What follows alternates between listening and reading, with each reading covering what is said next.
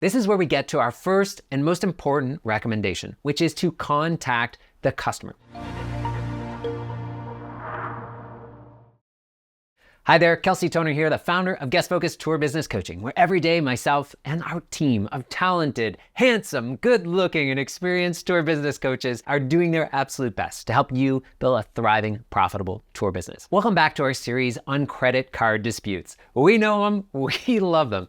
Not so much. In our first video, we covered everything you need to know as a tour, activity, or experience operator about credit card disputes, how they work, some of the key terminology. That's a great place to start if you haven't seen it yet. In the second video, we talked about how an ounce of prevention is worth 100,000 pounds of cure. Preventing these disputes from happening in the first place is essential for you to do. We covered best practices. We covered how to leverage the tools inside of your booking software and some of the things you may not be doing. But guess what? You're in video 3. You have got disputes against you. We are going to show up and here today, give you everything you need to know about maximizing your chance of winning those disputes. But also, I want this to be a down-to-earth, honest conversation about what you are up against, about the high likelihood that you are still gonna lose these disputes, even if you follow all of the best practices here in this video. We're gonna cover some of the down-to-earth advice from the industry veterans that we've talked about. Many of them are coaches who can show us how fixating on lost revenue from credit card disputes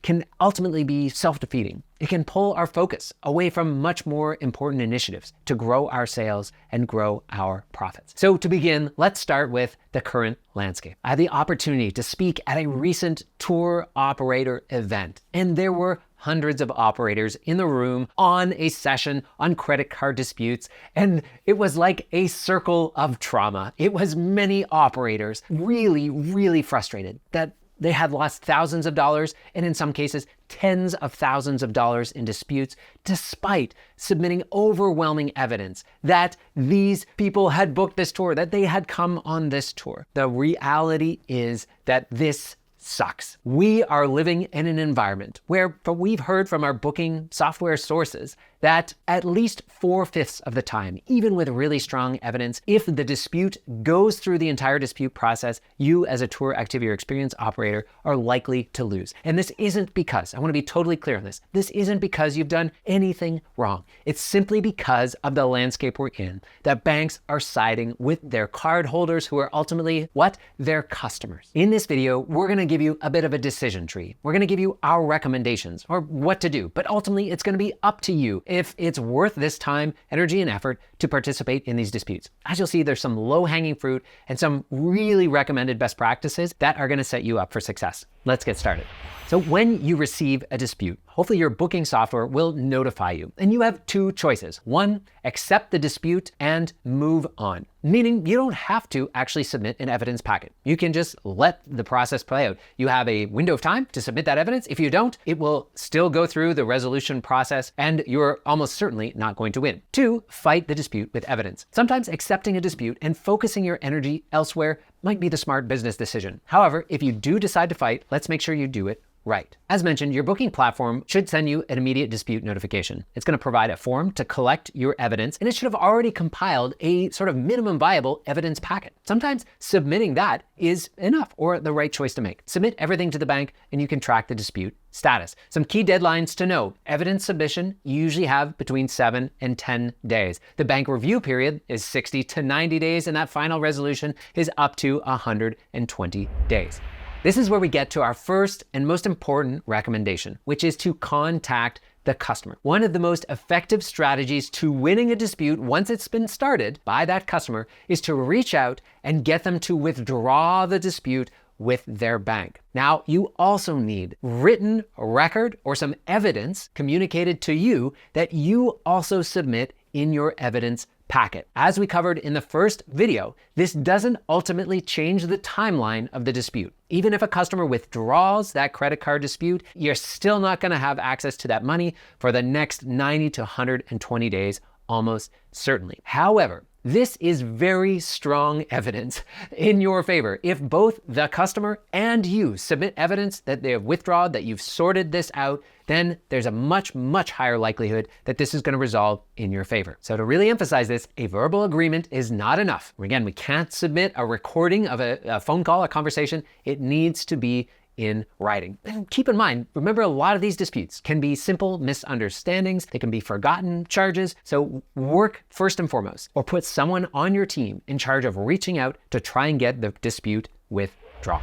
Let's talk about building an effective evidence packet. What makes a strong packet? Well, your booking software will help compile a lot of this information, but there is opportunity for you to supplement it. Essential evidence includes the booking details and confirmation. If you have signed a waiver or check-in records that were maybe done via an app or on a manifest where the people were checking in, your cancellation policy, the email correspondence that you may have had afterwards that might be relevant to the case is important. Especially here, include any written documentation that the customer has withdrawn the dispute if it's applicable. If not, you still might have important email correspondence to include. Any customer acknowledgements. If you do have photos or photographic evidence of the customer on the premise or on the tour dates, that is highly relevant, and any other staff notes or incident reports. If you haven't seen video 2 in our series, optimizing your booking software to have all of this done for you is crucial, and it's going to make this evidence collection step efficient rather than time consuming.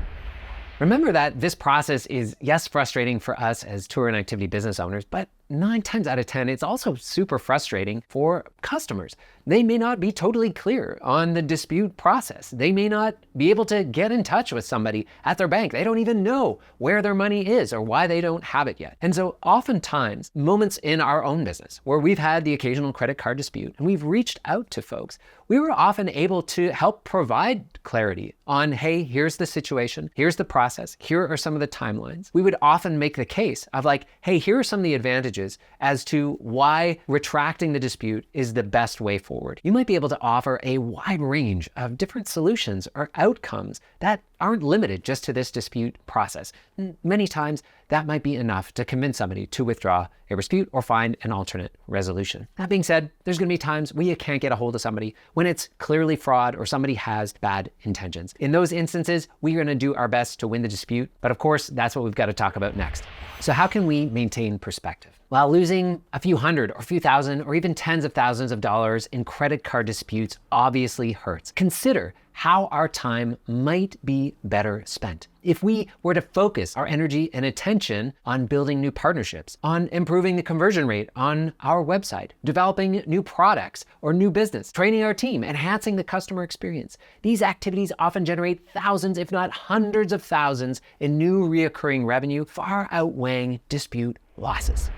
So here's the bottom line as we wind down this series. Yes, implement the best practices that we covered in video 2 for preventing these credit card disputes from happening in the first place. There's a lot of these best practices that most operators aren't doing. Yes, fight when it makes sense. Like we covered here in this video, you're ultimately going to make the decision on this, but here are our 2 recommendations. You can submit that minimum viable evidence package directly from your booking software without doing much work at all. But secondly, we would always recommend trying to reach that customer and getting them to withdraw the dispute. If you can get them to do that, in addition to providing that to you in writing, and you submit it, you significantly increase the chances that you can win that dispute. But don't let these disputes consume your precious energy, time, resources, and focus. Set your expectations that banks are usually going to side with customers, even in the face of overwhelming evidence. And put this into that large